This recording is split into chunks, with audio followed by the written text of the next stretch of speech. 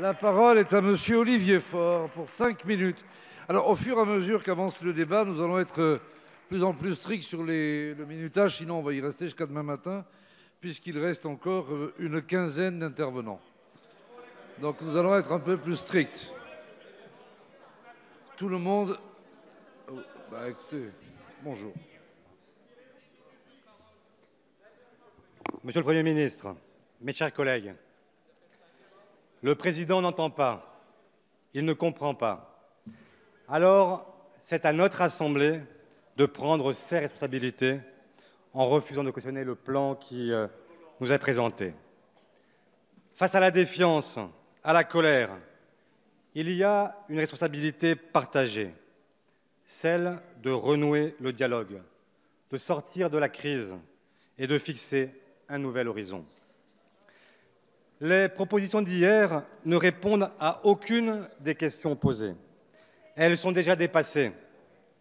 Pour avancer, il aurait fallu changer de discours et cesser de contraindre les Français à choisir entre l'écologie ou le pouvoir d'achat, les impôts ou les services publics.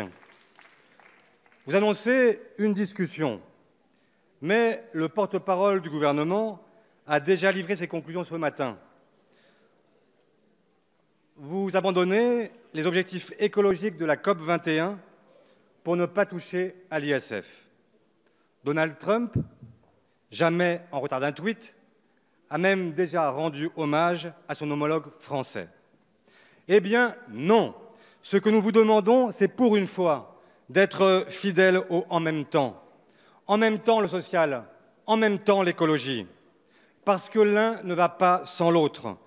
Les premières victimes de la pollution, chacun le sait, ce sont les classes laborieuses, les régions, les quartiers les plus défavorisés. Alors, comment faire? Il faut une juste répartition des richesses, de l'effort fiscal, il faut de l'égalité territoriale, il faut de la justice salariale. Personne ne peut souhaiter la crise. Mais nous avons justement les moyens d'en sortir. Mais pour cela, il faut tout changer. Notre pays est riche, fort de ses dynamiques territoriales, de sa créativité. Nous avons les ressources pour réussir une transition écologique juste et solidaire. Mais, parce qu'il y a un mais, les inégalités sont trop fortes. L'avenir s'écrit comme une promesse pour les uns et un risque pour le plus grand nombre. La solution, ce n'est pas le ruissellement, c'est la promesse républicaine, c'est la mobilisation de tous, la justice et l'égalité. Jamais, Monsieur le Premier ministre, jamais, nous ne pourrons accepter une discussion qui se limite à cibler la fiscalité écologique sans traiter la question sociale. Tout doit être sur la table, tout doit être discuté. L'ISF, la flat tax, une tranche supérieure de l'impôt sur le revenu, la lutte contre la fraude fiscale, la taxation des GAFAM, des transactions financières, le conditionnement du CICE, la revalorisation des salaires, des petites retraites, des minima sociaux, le maintien des services publics de proximité, un plan d'urgence pour la rénovation des logements, l'ouverture de l'université au plus grand nombre. Il est possible de gouverner autrement, de réhabiliter les corps intermédiaires et les élus locaux que ce pouvoir ignore, de négocier là où ce pouvoir passe en force, de respecter là où ce pouvoir méprise, d'entendre le peuple là où ce pouvoir croit tout savoir, d'unir les forces du pays là où ce pouvoir les divise et les oppose. Nous vous exhortons à ne pas chercher à diviser, à opposer la demande d'ordre à la demande sociale. Ne laissez pas notre pays s'enliser dans ces divisions et ces fractures. Il est temps d'unir et de réconcilier. Ce que nous appelons de nos vœux pour le pays, c'est un nouveau pacte social, démocratique, écologique.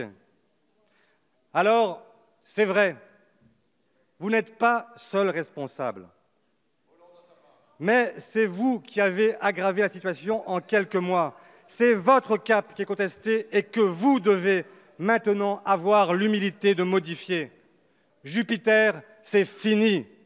Moi aussi, je rêve d'un nouveau monde. Dans ce nouveau monde, les valeurs de la République reprennent leur place.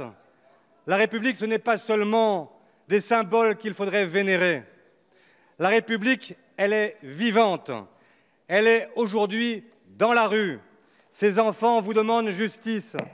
Et vous n'avez, Monsieur le Premier ministre, pas le droit de les décevoir. Merci.